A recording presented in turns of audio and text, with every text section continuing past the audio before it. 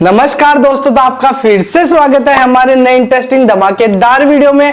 मैं हूं आपका दोस्त आज का होस्ट राहुल। तो आज हम बात करने वाले हैं चैनल इंट्रो के बारे में। सबसे पहले इंट्रो देखिए।